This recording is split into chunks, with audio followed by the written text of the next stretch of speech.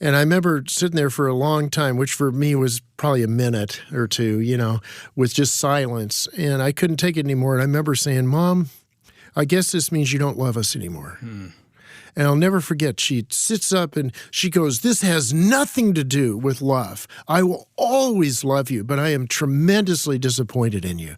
And I knew right then, okay, it's 2 a.m. I've just been brought home by the police, and she still loves me. And it was like something broke inside me.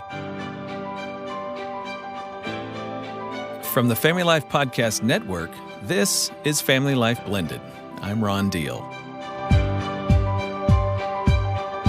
This podcast brings together timeless wisdom and practical help and hope to blended families and those who love them.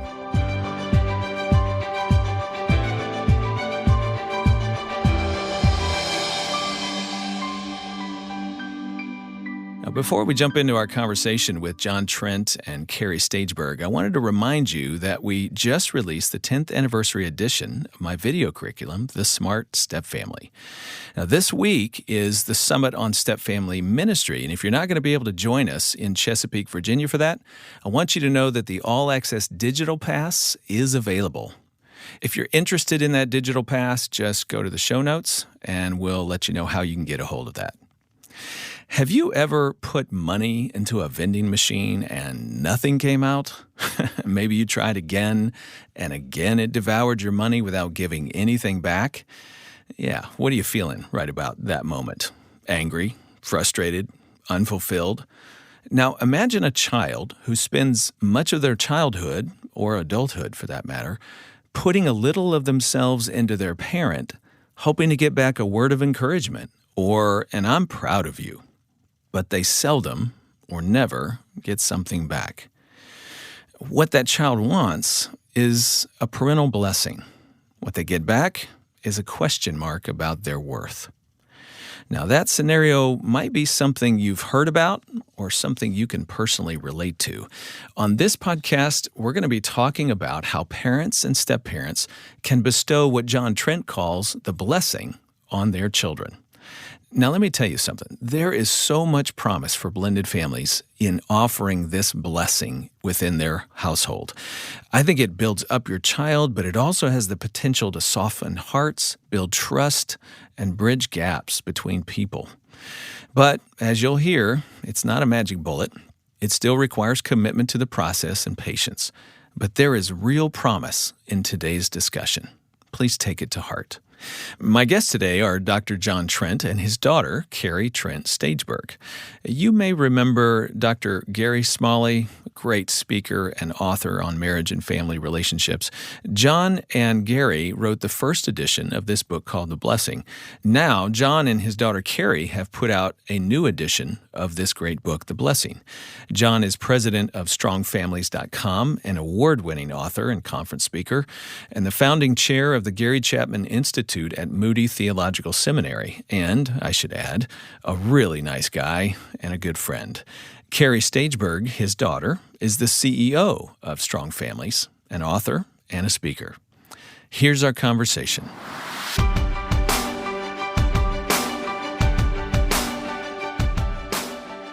You know, John, since you and Gary Smalley wrote the first edition of The Blessing, millions of people have purchased the book, and I would venture to say millions more. I know because of the ripples of what happens. One person buys and reads, but that impacts their marriage, their kids, generations, on and on and on.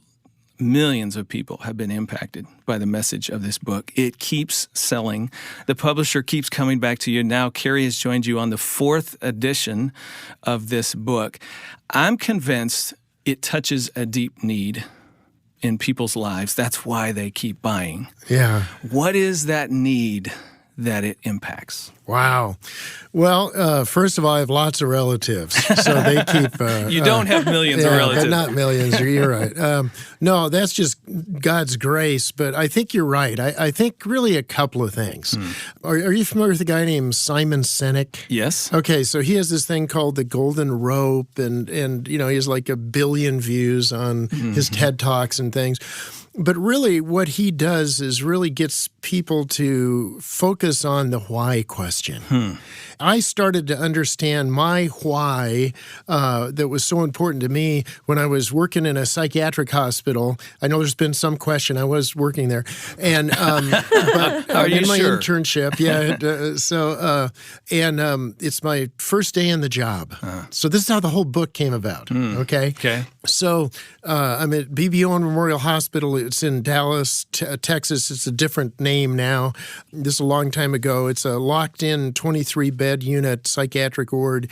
I'd never even seen a psychotic patient. Okay, I'm a doctoral student working for Paul Meyer and Frank Minirth. I was their first intern. Okay. Minirth and Meyer, if you've ever heard of that. I'm a brand new intern, right? So they asked me to go down and admit somebody. How hard is that?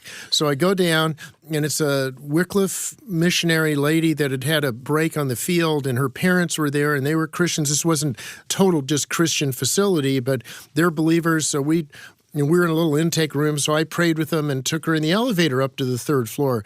Well, they didn't tell me as a new intern, you do not take the violent psychotic patients in the elevator to the third floor. You walk them up the stairs. Good warning, yeah. Yeah. So anyway, I never saw the first punch, which broke my nose again. It had been broken twice earlier, but this one didn't help because you're not making great eye contact with people, right? Right, right. And she's trying to kill me. I'm screaming. She's screaming. And, of course, they probably hear us coming up the elevator and think another intern or something, But the door opens and they restrain her and they have to restrain me because, it's a girl. You can't hit her. And you can't go anywhere in the elevator. But have you ever broken your nose? No, I haven't. You got to stuff stuff up your nose, but you're locked in. It's a 12-hour shift. You're locked in, so you're like, well. So I remember walking into the group room trying to orient myself after cleaning myself up as good as I could. And here's this guy and about my age. And I go, well, so I sit down and I figure he's an intern and maybe he got beat up his first day, And so I sit down talking to him and he's very consoling. And then he reaches out and pats me and says, hey, you're going to do fine. I'm sure that was just an anomaly. And his sweater pulls back and his wrists are bandaged. And he was a patient, but he helped me a lot while he was there. And part of why it helped me so much was, so I sat for the next 4 hours in a group room with a guy that had just, and this is no joke, he had just gotten his first B as in boy, not D as in dog, ever in his life. He was a senior in college. And he knew with his dad and with just how he was raised that dad was a straight A student, and this was a PE course, and he gets a B in the course, and he literally went back to his room and begged the teacher to try to, do something. And if his roommate hadn't miraculously, I think it was the Lord, just come back to the dorm room, he would have bled out and died. Wow. And bottom line is, it was so tough hearing this story of living with never measuring up. I mean, but maybe he could, but now he knew he never would, and he couldn't go back home. And it just was so. And then that night, guess what I'm reading? That night I'm preparing because the next day, my wife and I are teaching a Sunday school class with young couples, and I read Genesis chapter 27 with Jacob and Esau. Do you remember that? Yeah, that story? And I'm a twin. I've always liked that story because, frankly, because my mom always liked Jeff best. But there's Jacob and Esau, and so Jacob gets the blessing, and we won't go into all of that. Right. Tricks his way into it. Right. But he gets it. Right? Yep. He walks out the tent. Who walks right in? Esau, who thinks he's going to get the blessing. And he says, arise, my father, and eat of your son's game that you might bless me. And his dad goes, well, who are you? And I goes, well, I'm Esau, your firstborn. And he goes, well, who was it that came and ate of all of it? And I blessed him, and yes, he shall be blessed. Meaning back then, I don't have it. I know you're the oldest, but the younger got it and you don't get it. And when Esau heard the words of his father, it says in Genesis 27, he cried out with an exceedingly great and bitter cry and said, bless me, even me also, O my father. Now, I had read that, and you've heard that, and a lot of people have, it's like, yeah, but I'm telling you, that night, it was literally like scales falling off my eyes, because now I had a word for it. Do you see what I'm getting at? Yeah. Now I had a word for that guy that I was sitting with. He didn't get the blessing, but I didn't know exactly what it was. And so that's really where blessing became my doctoral dissertation.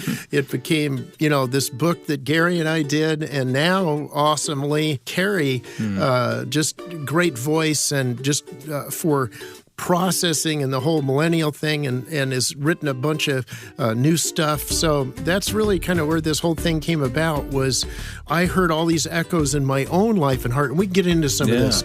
So I saw it in the life of others. I saw it in my own life and, right there in Scripture, and it just all came together. Now, Kari, as you've been listening to this story, and I know you've heard it before, I'm sure you have. Yeah, a couple times. But at the same time, now, as John said, you are part of this project. It's kind of like one generation, the next generation getting to join in communicating this to everybody. I can only imagine how the kind of reflections you have about how this one day in your dad's life has so influenced his ministry, his career, your life, your family's lives, generations moving forward. And now you are being a part of this. I mean, where do we begin in terms of how you've seen this one day impact your family?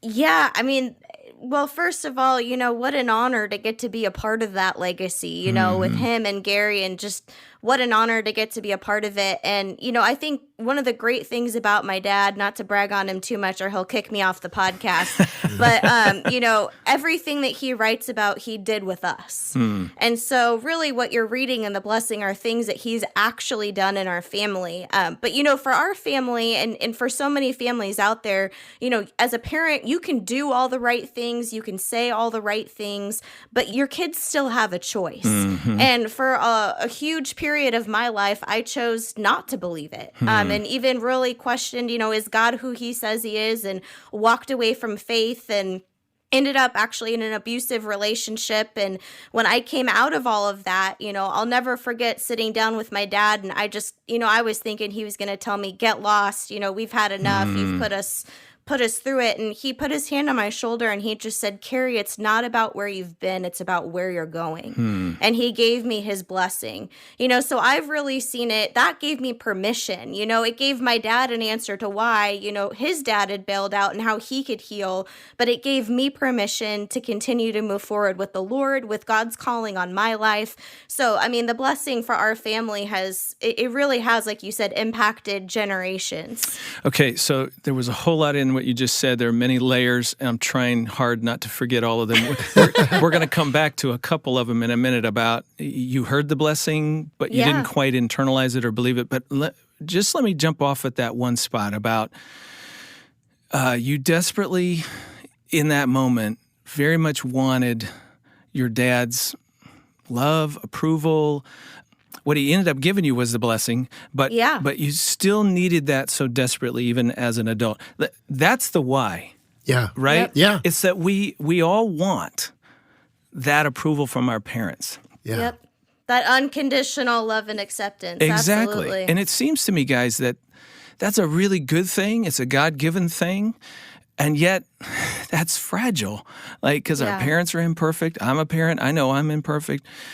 Should we want the blessing from our parents? And to what degree? Yeah. No, that's a great question. But, a big part of that is, I think, tied in with the first time you hear the Father speak, God the Father speak in the New Testament is when Jesus comes up out of the baptism. He's just been baptized, and the Holy Spirit in the form of a dove.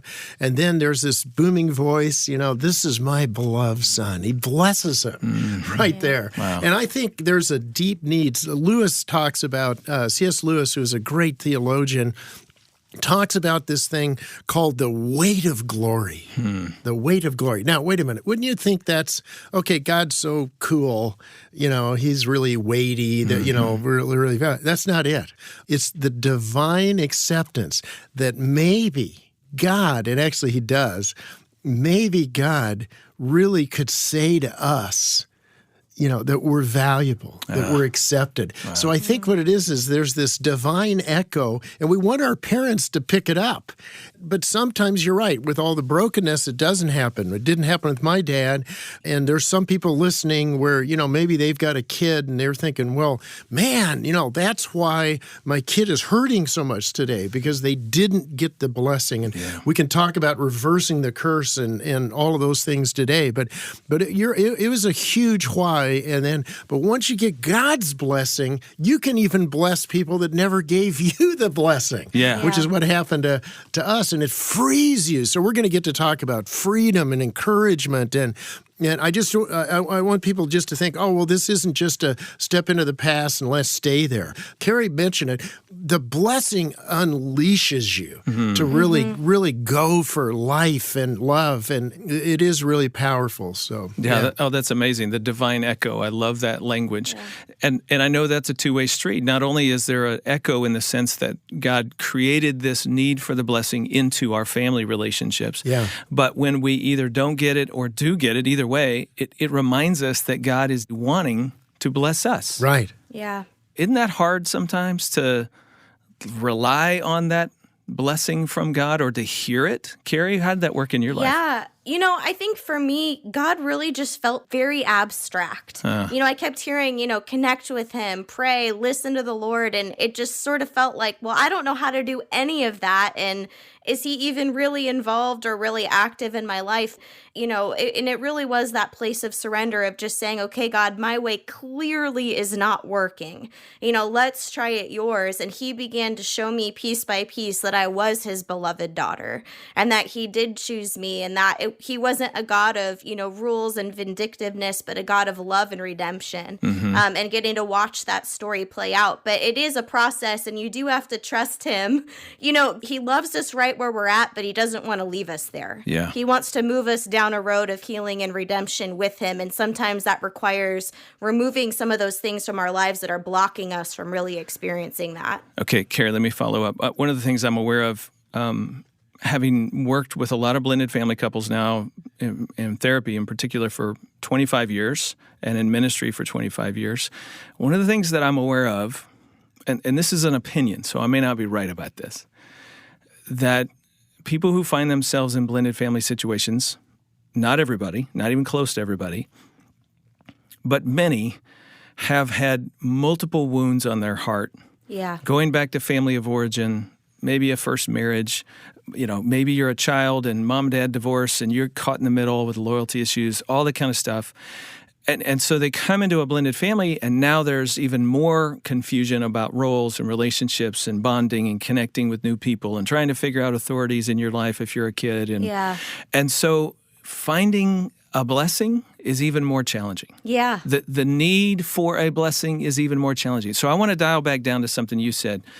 You said you couldn't hear it from God for whatever reason. It was abstract. It was hard. And then somewhere something changed, and now you're hearing God. Mm-hmm. What changed? What was different in you that allowed you to hear him at that season of your life where you couldn't before? There were definitely a couple of things that changed, but the biggest one is I had been in that abusive relationship, and I really had just reached the end of my rope. One night he had gotten really violent and left, and normally, he would just go in the other room and play video games or something. But that particular evening he left, and I just remember saying, it was like there was just a different feeling in my heart of, God, either you get me out or I can't do this anymore. And so I just said, okay, God, I don't care what you do, and I don't care how you do it. If you're real, get me out. And, 10 minutes later, there was a knock at the door, and, a friend who had a safe place for me to stay. And, that wasn't the end of the story. The average victim actually goes back 7 times, and that was probably number 5 on the journey of my story. But that was the first time where I really felt like God was listening. But, that's the thing. God opens doors for us, but we have to choose to walk through them. And sometimes that's a process, and just like with the blessing, someone can be giving it to you, but at some point you have to choose to say, all right, you know what? I may not believe all of that, but I'm going to try to believe at least a piece of that, and then another piece, and really start walking that journey of blessing. I hear the word surrender in what you're saying. You surrendered more to God, and your ears were open in some different way. Yeah, absolutely. And yeah, it took a lot. I was pretty stubborn, so but surrender is key. Yeah. So as I'm listening, I'm thinking about our listener. And I'm thinking, yeah, maybe this is number 4 or number 5 or number 6, and whatever the roadblock is for you in your life, and you're thinking, I just don't know how to hear him. Well, maybe just once again revisiting surrender and trying to listen with a deeper level of trust. Is that the beginning, maybe, of hearing it? Yeah, in a lot of ways. There's a great verse that we get people that just camp out on. It's Deuteronomy 23:5, and it says this, the Lord your God, now listen to the repetition coming up, the Lord your God was not willing that the curse rest upon you. So there's this blessing and there's the curse, okay? Earlier in Deuteronomy, it says, I've set before you a choice, life or death, the blessing or the curse. Life means movement. Okay, you want to get moving? You don't have to. You can choose death. That's stepping away. Are you going to move towards, or are you going to step away? And that's the choice in blended families. That's the choice really in any relationship. Are we going to step towards, well, man, they're not cooperating well. Are you going to step towards them, life or death? Or are you going to do blessing or curse? Blessing means to add value, to weight. I know my mom, single-parent mom, I was a mess. I have a really smart twin brother. My older brother was great, athletics. I was great at getting in trouble, kicked out of school. I was the angry single-parent kid and just a mess, But I thank God that my mom in particular, and I saw it first in her. And I'm telling you, that's why everybody needs at least one person in their life that's crazy about it.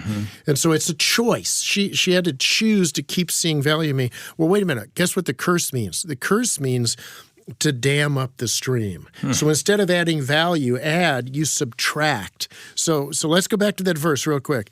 Now, but the Lord your God was not willing that subtraction rest upon you. And that's what so many of us feel. I mean, somebody's walked away, the woman at the well, Right. What did Jesus offer the woman at the well? Do you remember? Living water. So the Lord was not willing that all that subtraction rest on you, but the Lord your God, second time, turned the curse into a blessing for you because third time, the Lord your God. And I think that's what Kari's saying. I mean, there was a time when she had heard it. We had blessed her. What do you think, Kari? Probably every night, Yeah. I still remember the blessing song you and Mom created. I know. We'd sing to her. It didn't rhyme, but, But it sounded great when Cindy did it because she has a great voice. But she wasn't hearing it, okay? Yeah. And if you have more than one kid, guess what? They're going to respond differently. Some kids are like, give it to me right now. Other kids are like, well, prove it to me. And I think a lot of times in blended families, then it's like, yeah, right, I've heard that before, but somebody has left. Yep. See, that's the subtraction part. Right. But that's where you just have to sit there and you say, Lord, okay, independent of the response. And let me tell you, I was so it's about 2 at night. I've been out with some despicable people like me. But the cop brings us home, okay, beats on the door. My mom's a rheumatoid arthritic. She comes struggling down the hallway, woken up in the middle of the night. And, he yells at us on the porch there and then sends us inside. And I remember sitting down at the table with my mom. And she doesn't say anything, which is worse than being yelled at. Yeah, exactly. You know what I mean? Right. And I remember sitting there for a long time, which for me was probably a minute or two, with just silence. And I couldn't take it anymore. And I remember saying, Mom, I guess this means you don't love us anymore. And I'll never forget, she sits up and she goes, this has nothing to do with love. I will always love you, but I am tremendously disappointed in you. And I knew right then, okay, it's 2 a.m. I've just been brought home by the police, and she still loves me. And it was like something broke inside me. It's tough, man, saying I'm going to choose to bless. Yeah. But, man, you can make that choice, and it can make a huge difference in somebody's life.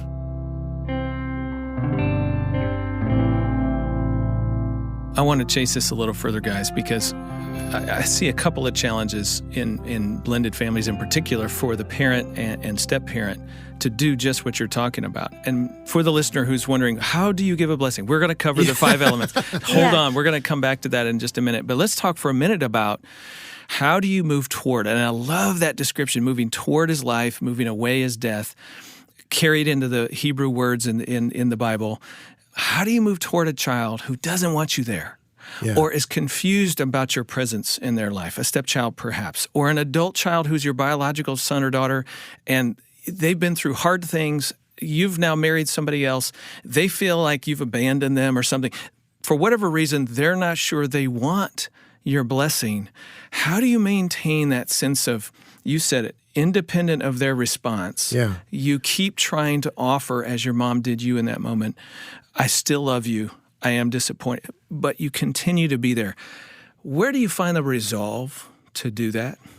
Well, I think some of it really does come from knowing that you have the blessing yourself.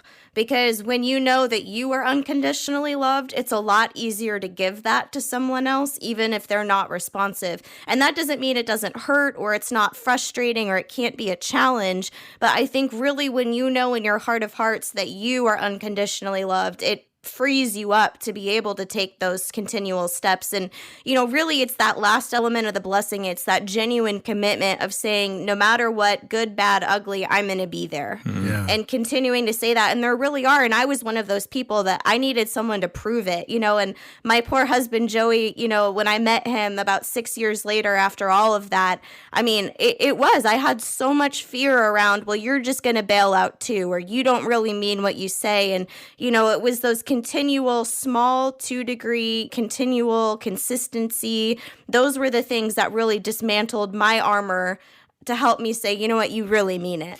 Okay, I want to key in on that because I had the same thought before we started the podcast. The 5 elements of the blessing, we're going to walk through them, but I'm going to ask you guys to start with number 5 first for the very reason that Kari just said. Maintaining a sense of commitment to supporting the person you're blessing, spouse, child, stepchild, whoever it is. Commitment, I think in a blended family in particular, has to be established first because you may not get the receptivity that you're looking for. You may not get an immediate response or a thank you or an appreciation. And so you got to have that as the foundation. Tell me about that, maintaining a sense of commitment. Talk about that element. Well, I'll jump in just to say water has a hard time rising above its level. Have you ever been to Seattle? Yes, I have. Okay, they have these boats that come in and they go into these locks and then it raises them up and then they can move forward, But you need something to kind of lift you up is what I'm getting at. Let me give you an example. So, I was a mess, and then all of a sudden, my senior year, I meet this guy. He's a big 6'4", ex-Chico State offensive tackle named Doug Barham. He was my Young Life leader. Ever heard of Young Life? Yes. Worked with high school kids like me that were incorrigible, didn't go to church. We went to the library occasionally on Sunday, but we never went to church. But we started going to Young Life because of all the cute girls, and then I started listening to Doug and a bunch of us. Well, he tricked 6 of us on the football team into going to this Billy Graham movie. And this guy gets up, and this is what I remember. Okay. So do you know what I mean? The Billy Graham movie, they could do an invitation? Yes. Well, I'd never heard an invitation. Everybody thinks everybody's heard, but we didn't hear.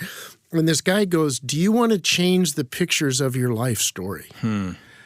And so 5 of the 6 of us walked down and gave our lives to Christ. Wow. 4 out of the 5 of us are still going on with our faith, and 1 of us is already in heaven. Don died in a plane crash. But I'll never forget, and I'm almost done, so stay with me on this. Guess what he gave me when I walked down there? My first Bible. And he had put a card in there, and then he had underlined where it was. It was Hebrews 13:5. And Hebrews 13:5 says this, for he himself has said, I will never leave you nor forsake you. And he goes, okay, John, I want you to go home, and I want you to read this 100 times.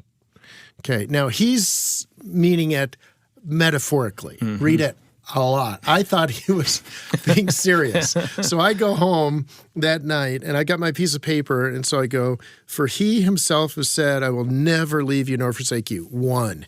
For he himself, I started doing a tally thing. I get to about 60 and I am weeping. And, my dad bailed out when I was 2 months old. When I did meet him, he was an angry alcoholic and I wanted his blessing so much, but I never got it. And I was so angry and hurt. And of course, I took that out on my mom, and she was the only one there, a single parent home. But we were horrible. I mean, a few times she went out on a date, we'd try to ruin them. I mean, we were just a mess, But I'm telling you, I read that, and all of a sudden I am weeping, and I realize, wait a minute, this guy named Jesus just came into my life. Well, genuine commitment, it's like once you get the blessing from him, man, you're able to give it to somebody without the expectation because your cup's full. Now, that doesn't mean people can't punch a hole in your heart and emotions, and it's a choice and everything else. But I'm telling you, that's where genuine commitment begins, is knowing that there's somebody that loves you and is never going to bail on you, so that's what you get to model. I want to comment on something John just said deep in that story, and then we'll come back to the other elements of the blessing. Maybe, Kari, maybe you can talk a little bit about meaningful touch, but to the person listening right now, I just want you to hear the narrative there. When John's mom went on dates, they tried to ruin it. Yeah. Why would a kid do that? Well, deep in that story is this narrative of a kid who didn't have the blessing from dad, didn't know who he was, didn't know God's blessing on his life, and he simply doesn't want to lose what he has. Yeah. And if mom moves in a direction away from us, that feels like death to a child. Yeah. Yeah. Mom's movement is always toward us, but now mom's movement is toward, she's giving life to some other relationship. That feels like death to a child. In a blended family, that's where that tug and pull comes, parents. And you just need to hear that rises out that emptiness in a child to the point where what they do on the outside is try to ruin your day, trying to ruin this, trying to get in the way of the relationship. Don't receive the relationship. Don't necessarily trust the new people that are in their life. Sometimes that's the way all this ripples out. Yeah. And it's not so much about you as it is about them desperately needing more blessing in their heart and their life to know that they've not been forgotten and that they still hold value. Yeah. And for us, I probably shouldn't tell you this story, but I'll tell you anyway, just to encourage some parents out there. So I remember one time, one of the dates my mom went on, she said, all right, I'm going to be home at 10. Let's say it was 10. Okay. 10 comes, she's not there. So we thought, oh, well, okay, 10:15, 10:20. So we thought something funny to do is we'd go in her room and we'd take something out of her room. So we moved, she had like a nightstand thing, and we moved it out of the room. Well, now it's 10:30. She's still not there. We keep moving furniture. Now we're like almost in high school, so we're in 3 boys, well, actually it was just Jeff and I. Joe didn't do it. But the point is we start moving all of her furniture out on the back porch. Okay, she gets home about midnight. And we're still up. We're acting like we're asleep. And she takes forever. She drinks coffee. She does something in the kitchen forever. And then she finally comes down and opens the door. And we've literally moved everything in her room, the bed and everything out on the goodness. back. And, of course, we did have to put the bed back for her to go to bed and everything else in the morning. How grounded were you after that? I know. We were, so we were a mess. So, I mean, so at least you can go, at least my kids weren't as bad as them. Okay. Yeah. But I hear you. It's like, well, how dare you? Again, when the police brought us home, I was grounded for weeks. We're not. I hope you're hearing that. Genuine commitment doesn't mean the lack of discipline or boundaries. Yeah. You don't let people just, dishonor, and that's the tough part. But, man, I'm telling you, if you look at somebody, says, where your treasure is, there your heart will be also. It says in Scripture. So bottom line is when you say to them, you have great value to me, okay? But we can wear down, Isaiah 40, even young men, stumble badly, and yet those who wait on the Lord. So you just got to say, Lord, like with Kari, when she was struggling, and man, for 5 years we lost her. And there is nothing harder than somebody stepping away from you and the Lord and everything else. But every time we'd meet with her, again, we didn't pay for her rent to go do tough stuff.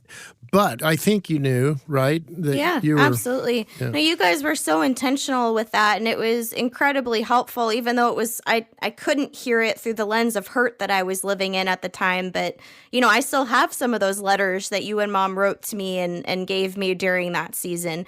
And I think the cool thing about genuine commitment is when it really is coming from a place of, I'm going to love you regardless of your response, it keeps it from becoming codependent. Because I think sometimes people struggle to differentiate genuine commitment from codependency, where, well, if I do this, then they'll do this, this, and this, and everything's back to normal or back to good. And I think you really have to go into it with that expectation of, they might not respond, and that's okay. I'm doing it anyway to keep it from getting funky on that codependent side. So I'm hearing a couple things. Number one, you can ascribe value to someone and say no at the same time. Yes, absolutely. You can set boundaries, you can impose consequences, and ascribe value to them.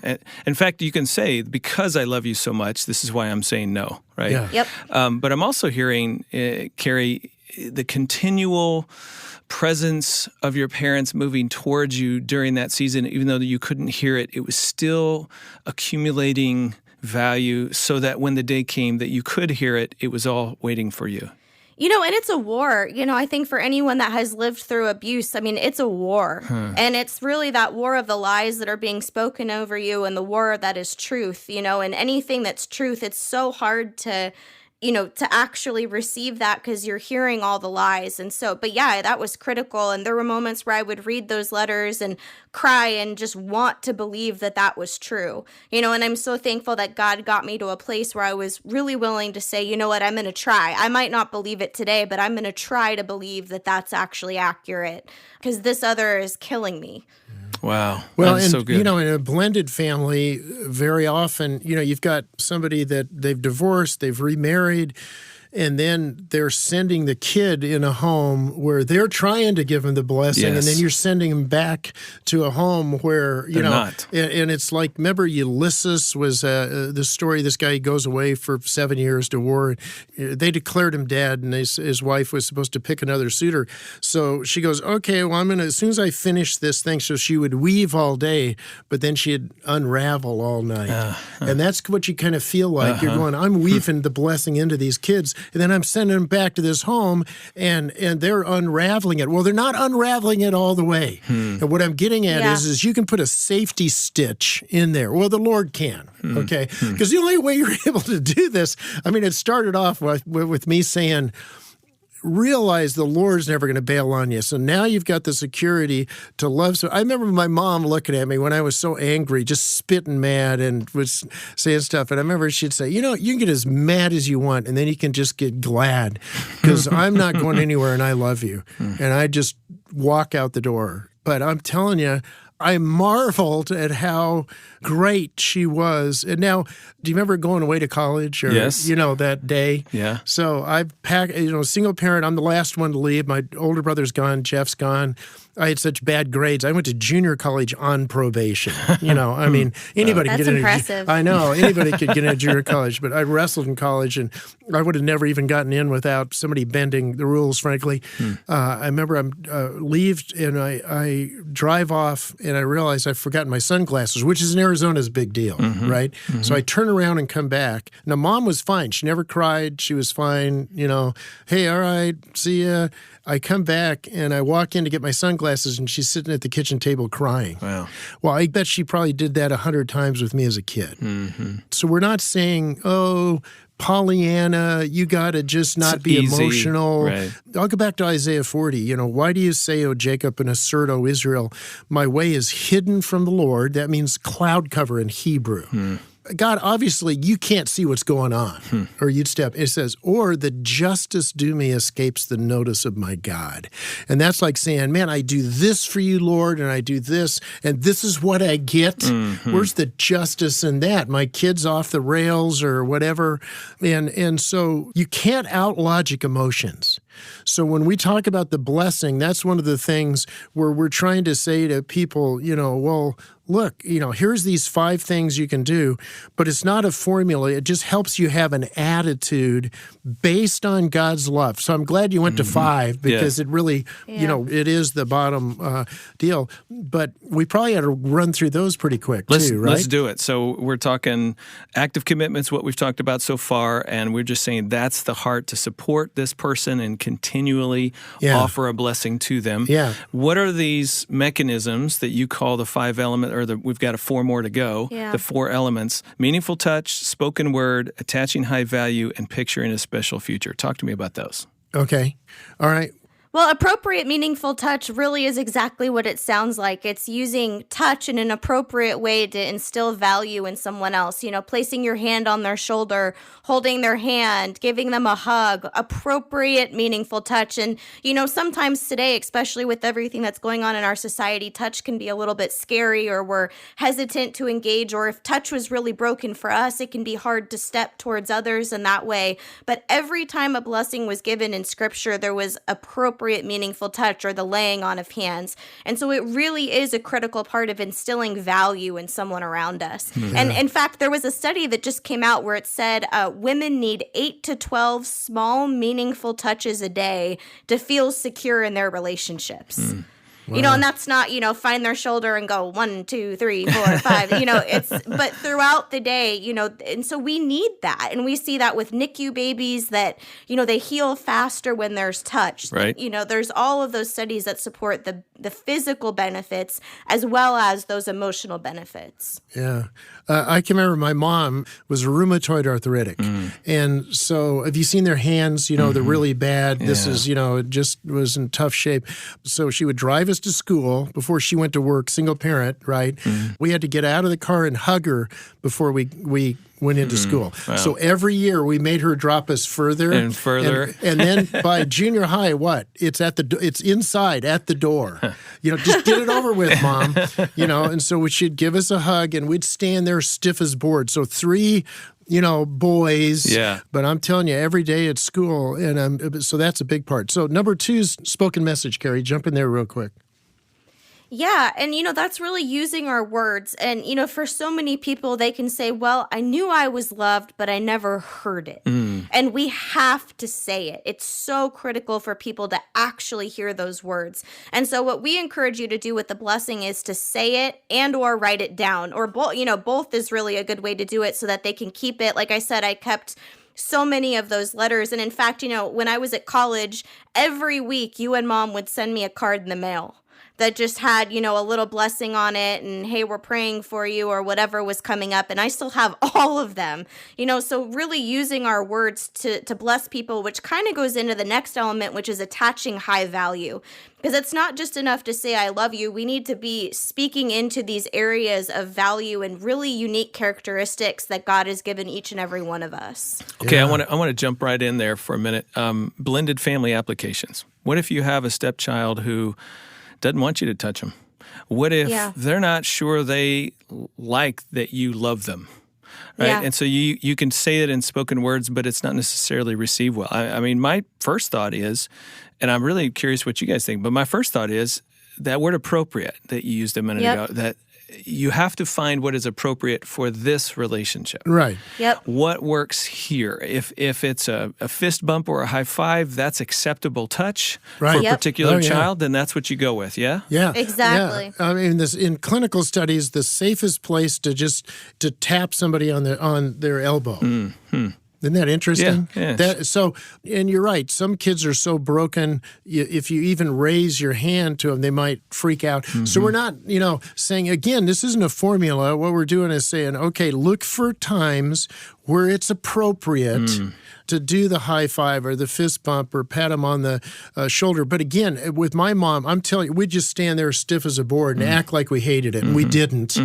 But we'd act like we hated it, And then you use your words, Okay. I carry a letter with me that my great uncle, I never knew my dad really, but my great uncle, I met him accidentally and walked into the library at SMU and saw this office, and it had Robert M. Trent. And I just poked my head in the door. I was a goofy college kid, and the door's open. And here's Robert M. Trent. And I poked my head in, and I go, "Hey, Uncle Bob, I'm your long-lost relative, John Trent from Arizona." And just as a throwaway line, total. And his eyes open, and he goes, "Are you Joe Trent's boy?" That was my uncle. That was actually my great uncles and my dad's uncle. I didn't even know I had any relatives in Texas, and so he invited me home and got to love on him and his wife of 40 years. They didn't have kids. And long story short is at the end of his life, Aunt Sally had already died, and he wrote me a letter, and I had to do the if anybody's had somebody that's really old and you're the one that has to make the decision on the end of life issues, and he goes, "You're going to be getting something in the mail. He's dying." And so I'm the one that has to say no heroics. So he sends me a letter, and he says at the end of it, he goes, "Well, you've helped me so much, and I know you will in this area." And he goes, "I love you because you are my son." Now, my dad never chose to put his name on. I carry his name, but he never chose to verbally say it. I've carried that letter with me all my life, since college. So anyway, spoken words that say you've got value and that you've got a special future. John, I'm thinking of a step-parent who's listening to us right now who goes, you mean I have the potential to add that much value to my stepchildren, that they would hear something from me that they couldn't hear from anybody else.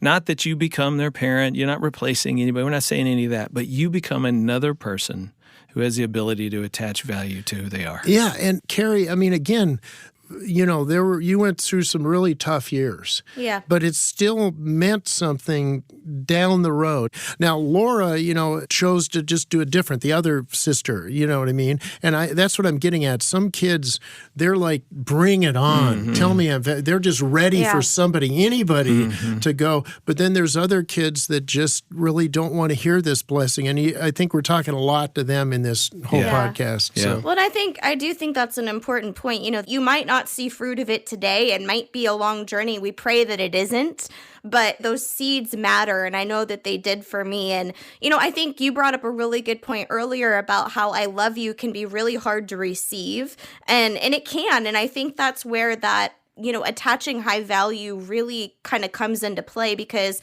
what we ask people to do with the blessing is to pick a character trait. It can be really, really hard to receive I love you, but when you're saying, hey, you are kind, you are compassionate, like a character trait, something that's unique about them, and you're speaking life into that, those can sometimes be things that people come back to. And I know for me, those were some of the things that I came back to in those hard moments. Kari, what I love about that is that too is something, even a step-parent listening right now who has a really difficult situation with a stepchild, or a biological parent who has a kid who is maybe spending more time in the other home and they're not coming to your house because of something that's happened in the past, there's been some hurt or whatever. You can still find ways of attaching high value, speaking words of encouragement without the deep personal connection. In other words, you don't have to say, look, you got to love me to receive this. Like you can just find something, a character trait about them, a quality about them that you compliment. That's not going to feel too violating to somebody. You walk that delicate line sometimes of saying, I care about you and I don't expect anything from you. But I think if a step-parent or a parent in a tough situation can walk that delicate line, then it frees the child to just kind of take what you've offered and set it to the side perhaps, but it's still there. Yeah. You're not asking anything immediately from them. Yep. They have space and time to eventually respond. Absolutely. Yeah. Do you have a brother or sister? Yep, I got both. Okay. 2 brothers and a sister. Either one of them kind of like really smart, or were you the smart kid? No. Yes, they're all smart in Yeah, their own way. But I have a twin brother that's brilliant. Joe's super smart too, my older brother. But Jeff was, he's an MD, PhD. I called him the other day. What are you working on? And he goes, you wouldn't understand. And he's just, he was the scientific director for the National Human Genome Project, which is is the real one. They're the ones that cracked the genetic code now 25 years ago. So he's brilliant. So watch how this whole blessing thing comes together with touch and spoken words that attach high value. And number 4 is, man, give them a picture, not just of how valuable they are, but how God could maybe do something in the future with it. That's number 4, because kids tend to be literalists when it comes to what we say about them, and they're looking for some light. Where should I go? How do can I really make it, or whatever, and then there's that genuine commitment. But anyway, it's senior year. Jeff gets what on his big term paper? What does Jeff get? An A. That's all he ever got. An A. Okay. Yeah, right. If I don't pass the big senior term paper, I don't graduate from high school. So I work really hard. I didn't start till the night before, and I didn't do footnotes because that looked hard. And I hand wrote, I'm really old, but do you remember typewriters? Yes, I've heard of them. Actually, that's where I learned how to type. Oh, okay. Yeah, on a typewriter. And so... But I'd ran out of typewriter ribbons, so I hand wrote very legibly, but the last 2 pages. So I turned it in, but in my mind, it's like the Christmas story. Remember with the Red Ryder BB gun when he turns in the theme and the teacher is carrying him around the room, all the kids are, and the teacher is writing A+ on, and I'm thinking, this is such a great paper on the Battle of the Bulge. I mean, I'm a high school student, but they're going to publish this. I mean, that's what I'm thinking. And I get my paper back, and there's all this red, and I get to the last page, and in big letters, I still have the paper, in big letters, she's written D-. And then she goes, the only reason I'm giving you a D is because I don't want to see you next year. Oh, wow. And I'm thinking, well, I don't want to see you either, but I'm thinking, I'm out of here. And so I remember going home, and my mom wanted to know if I passed, because am I going to walk, graduation? And I remember she'd already seen Jeff's paper, which was an A, right? So she makes me sit down, and this is what she does, okay? So we're at the kitchen table. We have a little bay window. There's a little kitchen table. And she goes, hold my hand, which we just hated it. We called it the death grip, because rheumatoid arthritic, what happened was she would, if she wanted us to stay and talk to her, she would hold our hand real gently. She couldn't grab your hand. But if you pulled away, it would twist her wrist and she'd cry because it hurt so bad. So we called it the death grip. Wow. But what is that? Appropriate, meaningful touch. And then she goes, bright eyes makes the heart glad. Look at me. Okay, look at me. And she goes, now just let me see your paper. And so I hand her the paper, and she reads through the whole thing, and then she looks up at me, and by then my head's down, and when she gets to the last page, and I'll never forget, she looked at me and she goes, I don't care what that teacher says. You do such a good job of using words when you write. I wouldn't be surprised if God used you someday to help other people with your words. Well, none of my teachers were telling me that, but I thank God I had somebody that would say that. Now, again, you may be saying, well, I could do that. My kid would throw the paper back in my face. Well, I did that 100 other times, but I didn't do it that day. Yeah. And so that's what I'm getting at is, and Kari, I think, is saying that. Yeah, those seeds stay with you. Yeah. Absolutely. And you've told me things like that, before, and I remember you kept saying, Kari, you see people that are hurting and you reach out and meet with them and encourage them. And I remembered that. It's kind of that self-fulfilling prophecy when you begin to speak those words of life over people. Those are things that stick, and they're hearing so many negatives. Everywhere you go, you're hearing those negatives, and those positives, especially when they're tied to a specific character trait like that, really stick with you. Yeah. And they can for your kids and stepkids as well. Kari, thank you so much for joining us today. It's been a real joy to get some time with you and hear your story, and I appreciate that. And John, I just have to say, you're one of my heroes. And I really I'll pay mean you that. back that money I owe you. Yeah, you bet. Yeah. I've spent my entire career in family ministry, and you have impacted me in a million ways. Wow, and it's made a difference in who I am and how I try to minister to other people and how I try to love my own family. Wow. And so I appreciate it very much. Thank you for being with us today. Hey, and thanks to your ministry and this awesome way to reach people. Yeah. Thank you.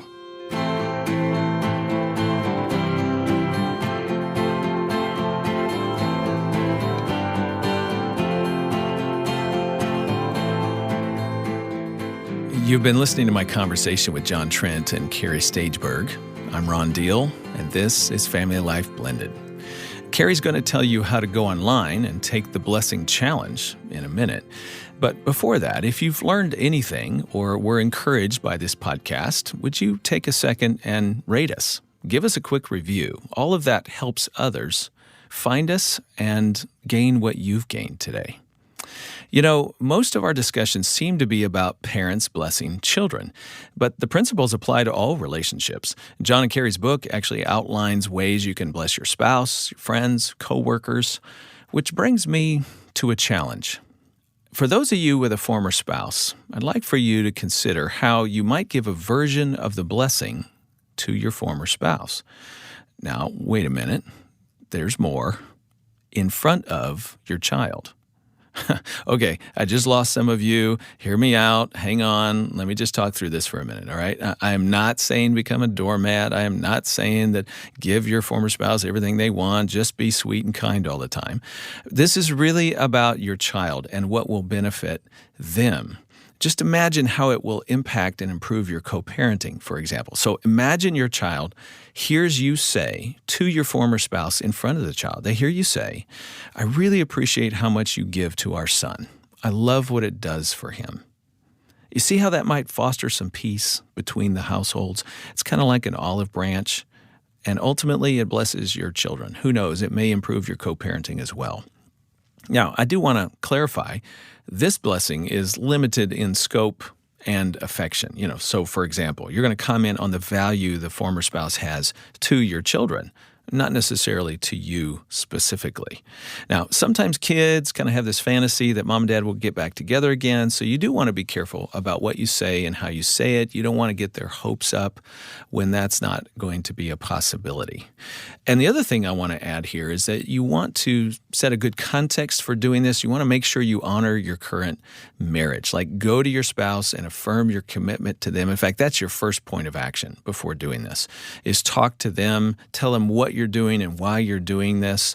You don't want them surprised or wondering what's behind it, okay? And if your spouse isn't comfortable with the idea, then just delay, right? You don't have to do it. Wait a while, revisit the subject, see if things have changed.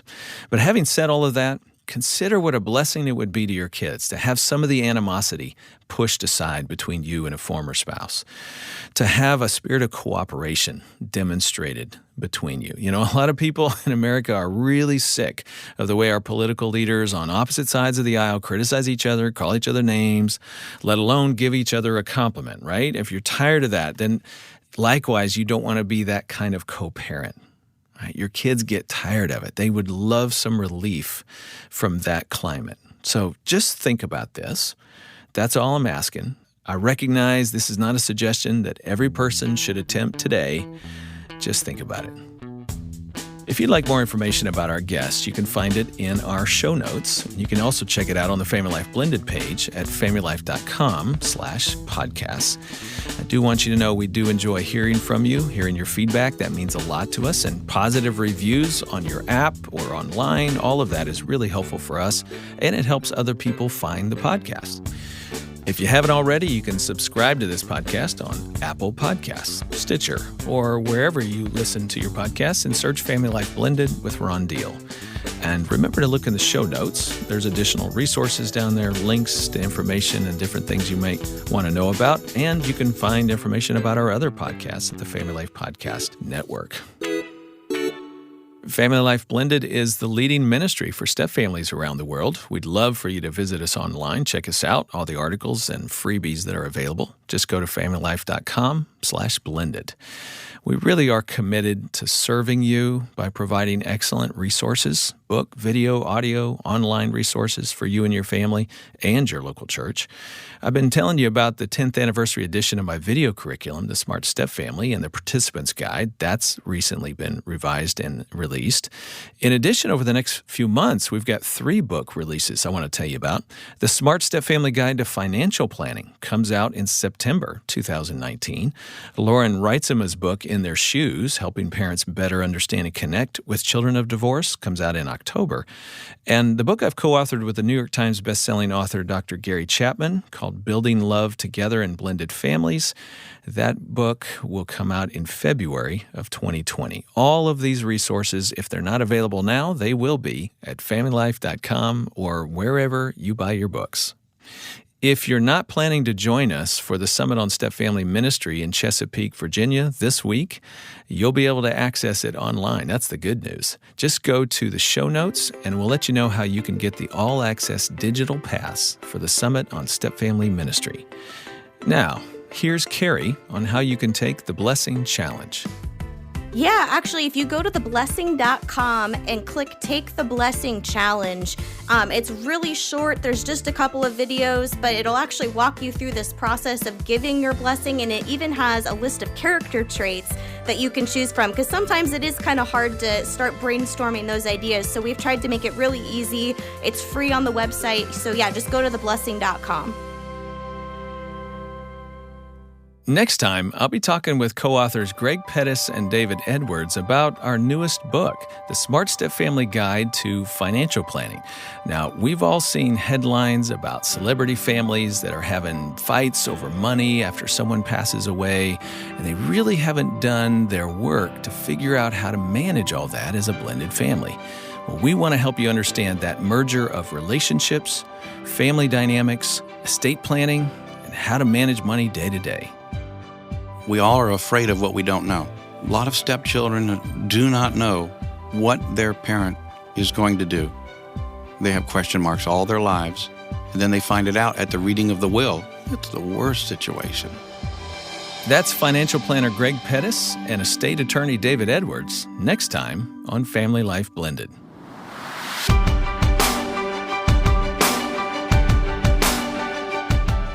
I'm Ron Deal. Thanks for listening. And thanks to our Family Life Legacy partners for making this podcast possible. Our chief audio engineer is Keith Lynch, Bruce Goff, our producer. Our mastering engineer is Justin Adams, and theme music provided by Braden Deal. Family Life Blended is produced by Family Life and is part of the Family Life Podcast Network.